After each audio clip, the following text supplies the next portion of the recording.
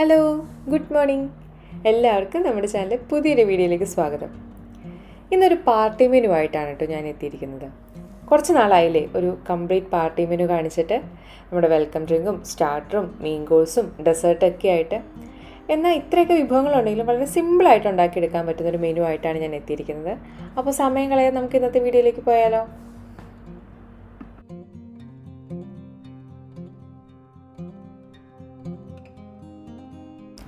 നമ്മുടെ ഇന്നത്തെ മെനുവിലെ ഒരു മെയിൻ കോഴ്സ് എന്ന് പറയുന്നത് ഇറച്ചിച്ചോറാണ്.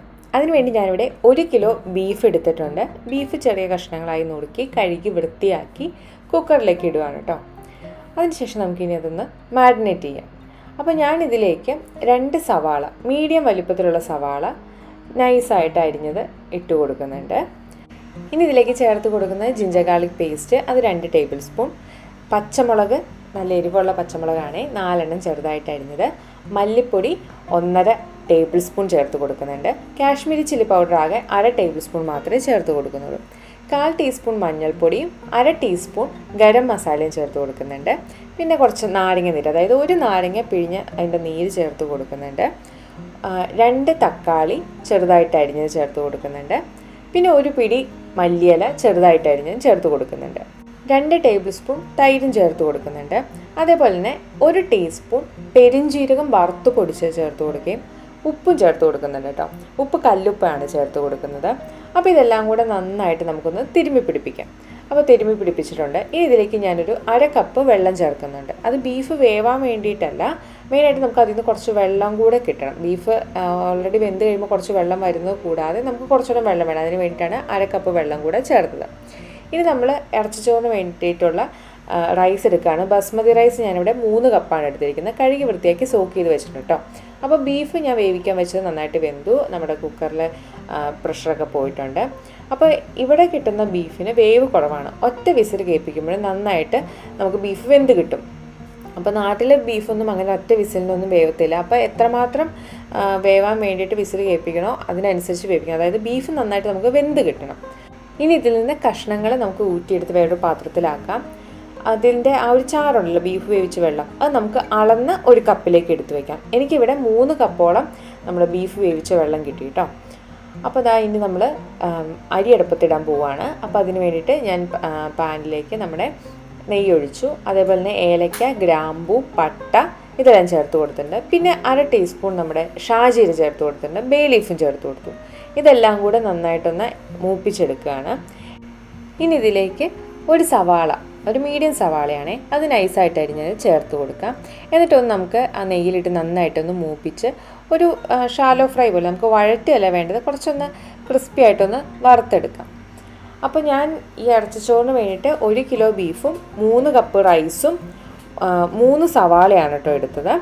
ഇനി നമ്മൾ കഴുകി വൃത്തിയാക്കി സോക്ക് ചെയ്ത് വെച്ച അരി നമ്മൾ ഊറ്റി വെച്ചിട്ടുണ്ടായിരുന്നു. അപ്പോൾ ഞാനൊരു 15 മുതൽ 20 മിനിറ്റ് വരെ നേരമാണ് സോക്ക് ചെയ്ത് വെച്ചത്. അതിനുശേഷം ഊറ്റിയെടുത്ത് വെള്ളമൊക്കെ കളഞ്ഞ റൈസ് നമുക്ക് ഈ നമ്മൾ ജസ്റ്റ് ഒന്ന് ഷാലോ ഫ്രൈ പോലെ ചെയ്തെടുത്തിരിക്കുന്ന നമ്മുടെ സവാളയും കൂടെ ചേർത്തിട്ട് നന്നായിട്ടൊന്ന് വഴറ്റിയെടുക്കാം.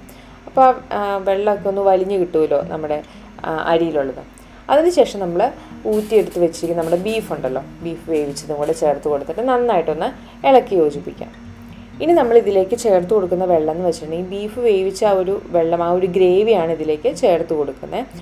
3 കപ്പായിരുന്നു കേട്ടോ ആ ഒരു ഗ്രേവിയുടെ അളവെന്ന് പറയുന്നത്. അത് ചേർത്ത് കൊടുത്തു. കൂടാതെ ഞാനൊരു 2.5 കപ്പ് ചൂടുവെള്ളം കൂടെ, നന്നായിട്ട് തിളച്ച വെള്ളം കൂടെ ചേർത്ത് കൊടുത്തിട്ടുണ്ട്. അതായത് 3 കപ്പ് അരിക്ക് 5.5 കപ്പ് വെള്ളമാണ് ഞാൻ ഒഴിച്ചു കൊടുത്തത്. സാധാരണ ഞാൻ ഇരട്ടി വെള്ളമാണ് ഒഴിക്കാറ്. ഇവിടെ ഞാനൊരു 1/2 കപ്പ് കൂടെ കുറച്ചിട്ടാണ് ഒഴിച്ചത്. കാരണം ബീഫിൽ നിന്ന് ചിലപ്പോൾ കുറച്ചുകൂടെ വെള്ളം ഇറങ്ങാൻ ചാൻസ് ഉണ്ട്. അപ്പോൾ നമ്മളതൊന്ന് തുറന്ന് വെച്ചൊന്ന് തിള വന്ന ശേഷം മൂടി വെച്ചു. അതിനുശേഷം ഇടയ്ക്ക് ഒന്ന് ഇളക്കി കൊടുത്തിട്ടുണ്ട്. പിന്നീട് മൂടി വെച്ച് നമുക്കൊന്ന് ഇതൊന്ന് വറ്റിച്ചെടുക്കാം. അപ്പോൾ നല്ല പെർഫെക്റ്റ് ആയിട്ടുള്ള നമ്മുടെ ഇറച്ചിച്ചോറ് റെഡി ആയിട്ടുണ്ട്. ഇതാ സിമ്പിളായിട്ടൊരു മെയിൻ കോഴ്സ് നമ്മുടെ ഇറച്ചിച്ചോറ് റെഡിയായി കഴിഞ്ഞിരിക്കുന്നു. അപ്പോൾ ബിരിയാണി ഉണ്ടാക്കുന്നതിനേക്കാളും കുറച്ചുകൂടെ എളുപ്പമാണ് നമുക്ക് ഇറച്ചിച്ചോറ് ഉണ്ടാക്കിയെടുക്കാൻ. ഇത് 1 പോട്ടായിട്ടൊക്കെ വേണമെങ്കിൽ ഉണ്ടാക്കിയെടുക്കാൻ പറ്റുന്ന ഒരു വിഭവം തന്നെയാണ്. അപ്പോൾ നമ്മുടെ മെയിൻ കോഴ്സായിട്ടുള്ള നമ്മുടെ ഇറച്ചിച്ചോറ് റെഡിയായി കഴിഞ്ഞിരിക്കുകയാണ്. ഇത് പാർട്ടി മെനു ആയിട്ട് മാത്രമല്ല കേട്ടോ, നമുക്ക് എപ്പോൾ വേണമെങ്കിലും ഉണ്ടാക്കിയെടുക്കാൻ പറ്റുന്ന ഒരു വിഭവം തന്നെയാണ്. അപ്പോൾ ഇത് നിങ്ങളൊന്ന് ട്രൈ ചെയ്ത് നോക്കുക. എന്നിട്ട് എങ്ങനെയുണ്ട്, നിങ്ങൾക്ക് ഇഷ്ടപ്പെട്ടോ എന്നൊക്കെ ഒന്ന് കമൻറ്റ് ചെയ്യണം കേട്ടോ. അപ്പോൾ അതായിരുന്നു മെയിൻ കോഴ്സ് എന്ന് പറയുന്നത്. ഇനി സ്റ്റാർട്ടറായിട്ട് ഞാൻ കൊടുക്കാൻ ഉദ്ദേശിക്കുന്നത് നമ്മുടെ ചിക്കൻ 65 ആണ്. അപ്പോൾ അതിനുവേണ്ടി ഞാൻ മിക്സിയുടെ ജാറിലേക്ക് ജിഞ്ചർ ഗാർലിക് പേസ്റ്റ്, മഞ്ഞൾപ്പൊടി, നമ്മുടെ കാശ്മീരി ചില്ലി പൗഡർ, അതാണ് കേട്ടോ അളവ് ഇച്ചിരി കൂടുതൽ ഇട്ട് കൊടുക്കുന്നത്. 1.5 ടേബിൾ സ്പൂണോളം ഇട്ട് കൊടുത്തിട്ടുണ്ടായിരുന്നു.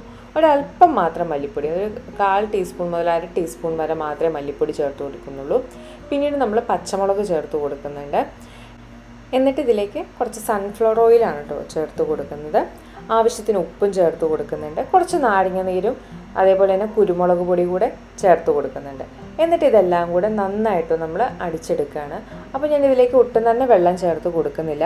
ജിഞ്ചർ ഗാർലിക് പേസ്റ്റിന് പകരം ഇഞ്ചിയും വെളുത്തുള്ളിയും ചേർത്ത് കൊടുക്കാം, അതായിരിക്കും കുറച്ചുകൂടെ നല്ലത്. ഞാനിവിടെ ജിഞ്ചർ ഗാർലിക് പേസ്റ്റ് ഇരുന്നുകൊണ്ട് അതങ്ങ് ഡയറക്റ്റ് ചേർത്തു എന്നുള്ളൂ കേട്ടോ. അപ്പോൾ ഒട്ടും തന്നെ വെള്ളം ചേർക്കാതെ വേണം നമ്മളിത് അടച്ചെടുക്കാനായിട്ട്. ഇനി ഞാനിവിടെ ബോൺലെസ് ചിക്കൻ 1 കിലോയാണ് എടുത്തിരിക്കുന്നത്. അത് കഴുകി വൃത്തിയാക്കി ചെറിയ കഷ്ണങ്ങളായിട്ട് നുറുക്കിയിട്ടുണ്ട്. എന്നിട്ട് നമുക്ക് ആ പേസ്റ്റ് ഇതിലേക്ക് ചേർത്ത് കൊടുത്ത് നന്നായിട്ട് മാരിനേറ്റ് ചെയ്യാം. അതുകൂടാതെ ഞാനിതിലേക്ക് 1 ടേബിൾ സ്പൂൺ നമ്മുടെ തൈരും, കട്ട തൈര് ചേർത്ത് കൊടുത്തിട്ടുണ്ട്. അതേപോലെ തന്നെ 2 ടേബിൾ സ്പൂൺ കോൺഫ്ലോറും 1 ടേബിൾ സ്പൂൺ മൈദയും കൂടെ ചേർത്തിട്ട് നന്നായിട്ട് അങ്ങ് തിരുമ്മി പിടിപ്പിക്കാൻ കേട്ടോ. പിന്നീട് ഞാനിതിലേക്ക് ഒരു മുട്ട കൂടെ പൊട്ടിച്ചൊഴിക്കുന്നുണ്ട്. അപ്പോൾ ശരിക്കും പറഞ്ഞാൽ നമ്മൾ മുളകും അതേപോലെ തന്നെ തൈരും കൂടെ ചേർത്തിട്ട് നന്നായിട്ട് മാരിനേറ്റ് ചെയ്ത് കുറച്ച് നേരം വെച്ചതിന് ശേഷം മൈദയും കോൺഫ്ലോറും ചേർത്ത് കൊടുക്കുന്നതാണ് നല്ലത്. മൈദയും കോൺഫ്ലോറും ചേർത്ത് കൊടുത്തു കഴിഞ്ഞാൽ പിന്നീട് അത് നമ്മൾ മാരിനേറ്റ് ചെയ്തിട്ട് റെസ്റ്റ് ചെയ്യാൻ വെക്കരുത്. കാരണം നമ്മൾ പിന്നീട് വറുക്കുമ്പോൾ അതിൽ നിന്ന് ആ കോട്ടിങ് വിട്ടുപോരാൻ ചാൻസ് ഉണ്ട്. അപ്പോൾ മൈദയും കോൺഫ്ലോറും ചേർത്ത് കഴിഞ്ഞ് അധികം വൈകാതെ തന്നെ ഒരു 10 മിനിറ്റിനുള്ളിൽ തന്നെ നമുക്ക് ആ ചിക്കൻ അങ്ങ് വറുത്തെടുക്കാം. അപ്പോൾ പാൻ അടുപ്പത്ത് വെച്ചു, സൺഫ്ലവർ ഓയിൽ ഒഴിച്ചു, അതിൽ നമ്മൾ ചിക്കൻ ഒന്ന് ഫ്രൈ ചെയ്തെടുക്കുകയാണ്. അപ്പോൾ അത്യാവശ്യം നന്നായിട്ട് തന്നെ നമുക്ക് വറുത്തെടുക്കണം. ഒരു വശം നന്നായിട്ട് മൊരിഞ്ഞ് വന്നു കഴിയുമ്പോൾ തിരിച്ചിട്ട് നമുക്ക് മറുവശം കൂടെ വറുത്തെടുക്കണം. അപ്പോൾ 1 കിലോ ചിക്കൻ ഉള്ളതുകൊണ്ട് ഒരു 3-4 ബാച്ചായിട്ടാണ് കേട്ടോ ഞാനത് വറുത്തെടുത്തത്. അപ്പോൾ ഈ സമയത്ത് തന്നെ ചിക്കൻ വറുത്ത് വരുന്ന ആ ഒരു സമയം കൊണ്ട് തന്നെ ഞാനൊരു ഡെസേർട്ട് ഉണ്ടാക്കാൻ പോവുകയാണ്. അപ്പോൾ അതിനുവേണ്ടി പാൻ അടുപ്പത്ത് വെച്ചിട്ട് 1 കപ്പ് റവ എടുത്തിട്ടുണ്ട്. അതൊന്ന് ലോ ഫ്ലെയിമിലിട്ടൊന്ന് ചൂടാക്കുകയാണ്. അപ്പോൾ റവയുടെ ഒന്ന് കളറൊന്നും മാറി വരണ്ട, ജസ്റ്റ് ഒന്ന് നന്നായിട്ടൊന്ന് ചൂടായി വന്നാൽ മതി. അതിനുശേഷം ഞാൻ അതിലേക്ക് ചെറു ചൂടുള്ള പാല് ചേർത്ത് കൊടുക്കുന്നുണ്ട്. അപ്പോൾ 1 കപ്പ് റവയ്ക്ക് 1 കപ്പ് പാലാണ് കേട്ടോ ഞാനിവിടെ എടുത്തത്. അത് അല്പാൽപമായിട്ട് ചേർത്ത് കൊടുത്തിട്ട് റവയിൽ മിക്സ് ചെയ്തങ്ങ് എടുക്കുകയാണ്. അപ്പോൾ അത് നന്നായിട്ട് പാലൊക്കെ നന്നായിട്ട് ആ റവയിൽ സോക്കായിട്ടുണ്ട്. റവ നല്ല സോഫ്റ്റായിട്ട് വന്നിട്ടുണ്ട്. ഇനി നമുക്കിത് എന്ത് ചെയ്യണം, ഒരു ബൗളിലേക്ക് മാറ്റണം. ഈ സമയത്ത് നമ്മൾ ചിക്കൻ ഒരു വശം നന്നായിട്ട് മൊരിഞ്ഞു വന്നപ്പോൾ മറുവശം ഒന്ന് തിരിച്ചിടുകയാണ്. നന്നായിട്ട് ഫ്രൈ ചെയ്ത് വന്നിട്ടുണ്ട്. അപ്പോൾ ചിക്കൻ നന്നായിട്ടൊന്ന് ഫ്രൈ ആയി വന്നിട്ടുണ്ടെങ്കിൽ നമുക്ക് കോരിയെടുത്ത് മാറ്റാം കേട്ടോ. അപ്പോൾ നമ്മൾ ആദ്യമേ റവയും പാലും കൂടെ നന്നായിട്ടൊന്ന് മിക്സ് ചെയ്ത് വെച്ചിട്ടുണ്ടായിരുന്നു അല്ലേ, അതൊരു ബൗളിലേക്ക് മാറ്റാം. നല്ല ചൂടോടുകൂടി തന്നെ നമുക്ക് ബൗളിലേക്ക് മാറ്റാം കേട്ടോ. എന്നിട്ട് നമുക്ക് നന്നായിട്ടങ്ങ് കുഴച്ചെടുക്കാം. നമ്മൾ ഇടിയപ്പത്തിനൊക്കെ കുഴക്കില്ലേ, അതേപോലെ. അപ്പോൾ ഞാനിവിടെ 1 കപ്പ് റവയ്ക്ക് 1 കപ്പ് പാലെന്നുള്ള അളവിലാണ് എടുത്തത്. പക്ഷേ എനിക്ക് തോന്നുന്നു 1 കപ്പിന് ഒരു 1.25 കപ്പ് വരെ ആയിരിക്കും കുറച്ചുകൂടെ നല്ലത്. കാരണം ഞാനിത് കുഴച്ച് കഴിഞ്ഞപ്പോൾ കുറച്ച് ടൈറ്റ് ആയതുപോലെ എനിക്ക് തോന്നി. നമ്മളൊരു ഇടിയപ്പത്തിൻ്റെ മാവൊക്കെ കുഴയ്ക്കുന്ന ആ ഒരു കൺസിസ്റ്റൻസിലാണ് നമുക്കിത് വേണ്ടത്. അപ്പോൾ പാലിപ്പോൾ കുറവാണെന്ന് തോന്നുവാണെങ്കിൽ ചൂടുപാൽ കുറച്ചുകൂടെ ചേർത്ത് കൊടുത്താൽ മതി. എന്നിട്ട് നമുക്ക് അതിൽ നിന്ന് ഓരോ പിടിയെടുത്ത് ചൂടാറുന്നതിന് മുമ്പേ പല പല ഷേപ്പുകളിലേക്ക് മാറ്റാം. പല പല ഷേപ്പ് എന്ന് പറയാൻ കാരണം ഞാൻ ഉദ്ദേശിച്ച ഷേപ്പിലല്ല ഉണ്ടായി വന്നത്, അത് ഓരോന്നും ഓരോ ഷേപ്പിലായിപ്പോയി. പക്ഷേ ഞാൻ ഷേപ്പ് നോക്കുന്നില്ല, ടേസ്റ്റ് മാത്രമേ നോക്കുന്നുള്ളൂ. പിന്നെ എനിക്ക് ഇത്തരത്തിലിങ്ങനെ ഷേപ്പിലൊക്കെ ഉണ്ടാക്കാനുള്ള കഴിവ് തീരെ കുറവാണെന്ന് നിങ്ങൾ സബ്സ്ക്രൈബേഴ്സിന് അറിയാമായിരിക്കുമല്ലോ അല്ലേ. അപ്പോൾ നമ്മളത് കുഴച്ച് നമ്മുടെ ഷേപ്പിലാക്കി അവിടെ മാറ്റി വെച്ചിട്ടുണ്ട്. എന്നിട്ട് നമ്മൾ അതേ പാനിൽ തന്നെ 1/2 കപ്പ് പഞ്ചസാര എടുത്തിട്ടുണ്ട്. അതിലേക്ക് 2-3 ഏലക്കായയും കൂടെ പൊടിച്ചിട്ടിട്ടുണ്ട്. അപ്പോൾ ഞാനവിടെ ഒരു പിഞ്ഞാണിയിൽ നമ്മുടെ പ്ലേറ്റിൽ ഡെസിക്കേറ്റഡ് കോക്കനട്ട് എടുത്ത് വെച്ചിട്ടുണ്ട്. അപ്പോൾ നമ്മുടെ പഞ്ചസാര ഒന്ന് മെൽറ്റായി വന്നപ്പോൾ ഞാൻ കുറച്ച് ചൂടുവെള്ളം ഒഴിച്ച് അതൊരു പഞ്ചസാര സിറപ്പാക്കി മാറ്റി. എന്നിട്ട് നമ്മൾ ആദ്യമേ ഷേപ്പാക്കി വെച്ചിരിക്കുന്ന ആ റവയുടെ ഓരോന്നും എടുത്ത് നമുക്കിതിലേക്ക് ഇട്ട് കൊടുക്കാം. ഈ ഷേപ്പ് തന്നെ വേണമെന്ന് യാതൊരു നിർബന്ധമല്ല. പിന്നെ ഇത് യാതൊരുവിധ ഷേപ്പും ഇല്ലാത്തൊരു ഷേപ്പാണ്. നിങ്ങൾക്ക് വട്ടോ നീളോ ചതുരോ ഏത് ഷേപ്പിൽ വേണമെങ്കിലും ഉണ്ടാക്കിയെടുക്കാം കേട്ടോ.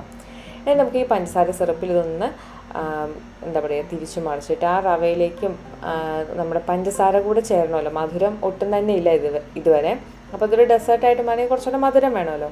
അപ്പോൾ ഒന്ന് നന്നായിട്ടൊന്ന് നമുക്കതിൻ്റെ അകത്തൊന്ന് കവർ ചെയ്തെടുക്കാം. അതിനുശേഷം നമുക്കതിൻ്റെ അകത്തുനിന്ന് ഓരോന്നെടുത്ത് നമ്മൾ ഡെസിക്കേറ്റഡ് കോക്കനട്ടിലേക്ക് ഇട്ട് കൊടുക്കാം. അപ്പോൾ നിങ്ങൾക്ക് ഡെസിക്കേറ്റഡ് കോക്കനട്ട് ഇല്ലെങ്കിൽ സാധാ തേങ്ങ ചിരകി ലോ ഫ്ലെയിമിലിട്ടിട്ട് നമ്മുടെ പാനിലൊന്ന് വറുത്തെടുത്താൽ മതി. കളറൊന്നും മാറരുതേ, ആ ഒരു വൈറ്റ് കളർ തന്നെ. എന്നാൽ അതിൻ്റെ അകത്തുനിന്നുള്ള വെള്ളമൊക്കെ പോയിട്ട് വലിഞ്ഞിട്ട് നല്ല ഡ്രൈ ആയി കിട്ടുന്ന രീതിയിലാക്കി എടുത്ത ശേഷം ചെയ്യാം. അപ്പോൾ എൻ്റെ കയ്യിൽ ഡെസിക്കേറ്റഡ് കോക്കനട്ട് ഉള്ളതുകൊണ്ട് ഞാൻ ഡയറക്റ്റ് അതിലേക്ക് ഇട്ട് കൊടുക്കുകയാണ് ചെയ്തത്. എന്നിട്ട് അതിലൊന്ന് കവർ ചെയ്തെടുക്കുക. അപ്പോൾ ഇപ്പോൾ എൻ്റെ ആ ഷേപ്പില്ലായ്മയൊക്കെ ഒന്ന് പോയി കിട്ടില്ല. ഡെസിക്കേറ്റഡ് കോക്കനട്ട് കൊണ്ട് ഞാനതെല്ലാം കവർ ചെയ്തെടുത്തു കേട്ടോ. അപ്പോൾ ഈ ഒരു ഡെസിക്കേറ്റഡ് കോക്കനട്ട് കടിക്കാൻ കിട്ടുമ്പോൾ കിട്ടുന്ന ഒരു ക്രിസ്പിനെസ്സും പിന്നെ അതേപോലെ തന്നെ റവയുടെ ആ ഒരു സോഫ്റ്റ്നെസ്സും അതേപോലെ പഞ്ചസാരയൊക്കെ ആകുമ്പോൾ നല്ലൊരു അടിപൊളി ഡെസേർട്ടാണ്. ഇത് ചൂടോടുകൂടിയും അല്ലെങ്കിൽ കുറച്ച് നേരം ഫ്രിഡ്ജിൽ വെച്ച ശേഷം തണുത്തിട്ടും കഴിക്കാനൊക്കെ ടേസ്റ്റി ആയിട്ടുള്ളൊരു ഡെസേർട്ടാണ്. ഒന്ന് ട്രൈ ചെയ്ത് നോക്കുക. പെട്ടെന്ന് ഉണ്ടാക്കിയെടുക്കാൻ പറ്റുന്ന ഒന്നല്ലേ. അപ്പോൾ ഇതായിരുന്നു എൻ്റെ ഡെസേർട്ട് എന്ന് പറയുന്നത്.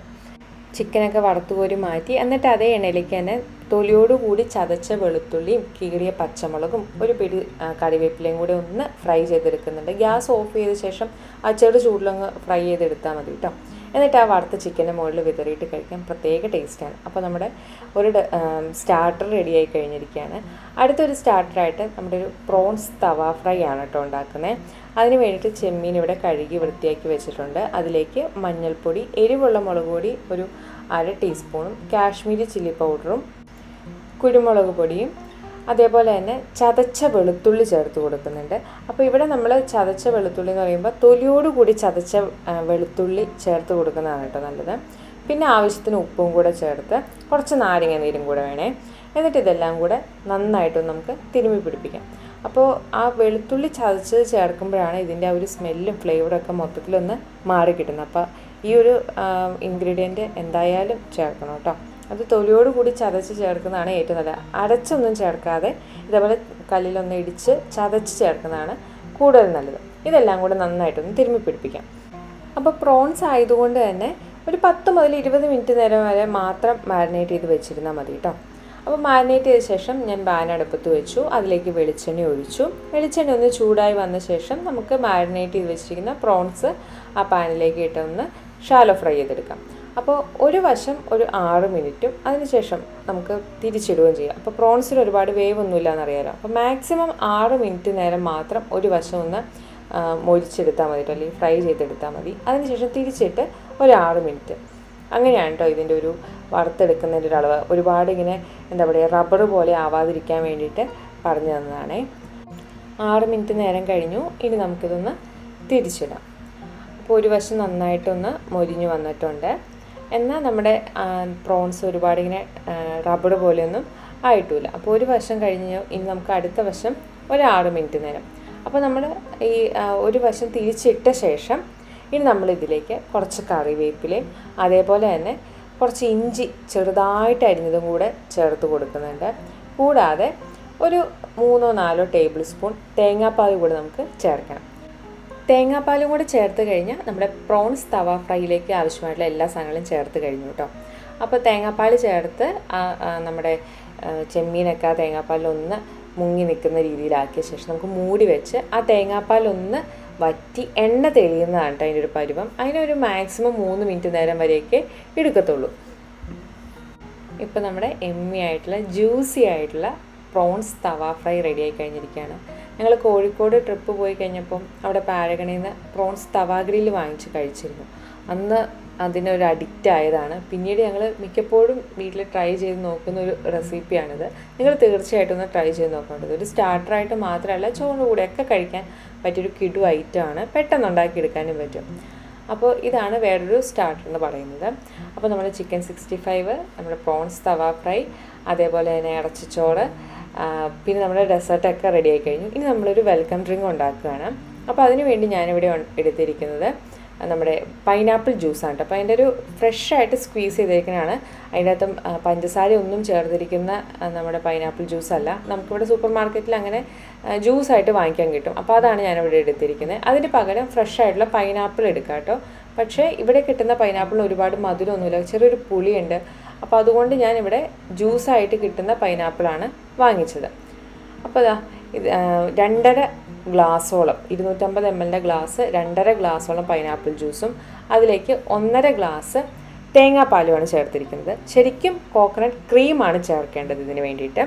അപ്പോൾ നമുക്ക് കോക്കനട്ട് ക്രീമായിട്ട് ഇപ്പോൾ നാട്ടിലൊക്കെ ചില കടകളിലൊക്കെ വാങ്ങിക്കാൻ കിട്ടി തുടങ്ങിയിട്ടുണ്ട്. അല്ലെങ്കിൽ നമ്മുടെ തേങ്ങാപ്പാൽ 1.5 കപ്പ് നമ്മൾ ഏത് കപ്പിലാണോ ജ്യൂസ് എടുത്തത് അതേ കപ്പിൽ തന്നെ 1.5 കപ്പ് തേങ്ങാപ്പാലും ചേർത്ത് കൊടുക്കാം. പിന്നെ നമ്മൾ ഐസ് ക്യൂബ് ഇട്ട് കൊടുത്തിട്ടുണ്ട്. മധുരത്തിന് ആവശ്യമായിട്ടുള്ള പഞ്ചസാര ചേർത്ത് കൊടുത്തിട്ടുണ്ട്. നിങ്ങൾക്ക് വാനിലയുടെ ഫ്ലേവർ ഇഷ്ടമാണെങ്കിൽ വാനില എസൻസും കുറച്ച് ചേർത്ത് കൊടുക്കാം. ഇനി അത് ചേർത്തില്ലെങ്കിലും കുഴപ്പമൊന്നുമില്ല കേട്ടോ. ഇനി നമുക്ക് നന്നായിട്ടൊന്ന് ബ്ലെൻഡ് ചെയ്തെടുക്കാം. അപ്പോൾ നിങ്ങൾ ഫ്രഷ് ആയിട്ടുള്ള പൈനാപ്പിളാണ് ചേർക്കുന്നത് എങ്കിൽ നമ്മൾ ജ്യൂസർ ഉപയോഗിക്കുന്നതായിരിക്കും കേട്ടോ നല്ലത്. അല്ലെങ്കിൽ സാധാ മിക്സിയുടെ ജാർ തന്നെ മതി. നമുക്കൊന്ന് ബ്ലെൻഡ് ചെയ്തെടുത്താൽ മതിയല്ലോ. എന്നിട്ട് നന്നായിട്ട് നമുക്കൊന്ന് ബ്ലെൻഡ് ചെയ്ത് കഴിയുകയാണെങ്കിൽ നല്ല അടിപൊളി പീന കൊളാദ റെഡിയായി കഴിഞ്ഞു. അപ്പോൾ പീന കൊളാദയാണ് ഇന്നത്തെ നമ്മുടെ ഒരു വെൽക്കം ഡ്രിങ്ക് എന്ന് പറയുന്നത്. വളരെ എമ്മി ആയിട്ടുള്ളൊരു വെൽക്കം ഡ്രിങ്കാണ് ഇത്. ഇവിടെയൊക്കെ നമുക്ക് റെസ്റ്റോറൻറ്റിലൊക്കെ ആൽക്കഹോളിക്കും കിട്ടും, നോൺ ആൽക്കഹോളിക്കും കിട്ടും. ആൽക്കഹോളിക്കാണെങ്കിൽ ഇതിലേക്ക് നമ്മൾ 3 ounce ലൈറ്റായിട്ടുള്ള റമ്മാണ് ചേർത്ത് കൊടുക്കുന്നത്. അപ്പോൾ അടിപൊളി നമ്മുടെ വെൽക്കം ഡ്രിങ്കും റെഡിയായി കഴിഞ്ഞിരിക്കുകയാണ്. ഇത് സമ്മർ ഡ്രിങ്കായിട്ടൊക്കെ കുടിക്കാൻ പറ്റിയൊരു അടിപൊളി ഡ്രിങ്കാണ് കേട്ടോ. ഇതെന്തായാലും ട്രൈ ചെയ്ത് നോക്കണം. അപ്പോൾ നമ്മുടെ പ്രോൺസ് തവ ഫ്രൈയും ചിക്കൻ 65ഉം അതേപോലെ തന്നെ നമ്മുടെ ഇറച്ചിച്ചോറും ഡെസേർട്ടൊക്കെ ആയിട്ടുള്ളൊരു എമ്മി ആയിട്ടുള്ള പാർട്ടി മെനു ആണ് ഇന്നത്തെ. അതേപോലെ തന്നെ സിമ്പിളാണ്, പെട്ടെന്ന് ഉണ്ടാക്കിയെടുക്കാൻ പറ്റുന്ന ഒരു മെനു ആണ്. നിങ്ങൾ ഈ മെനു ട്രൈ ചെയ്ത് നോക്കിയിട്ട് എങ്ങനെയുണ്ടെന്ന് പറയില്ലേ. അപ്പോൾ പുതിയൊരു വീഡിയോയിലൂടെ നമുക്ക് പിന്നീട് കാണാം. അതുവരെ എല്ലാവർക്കും ബൈ.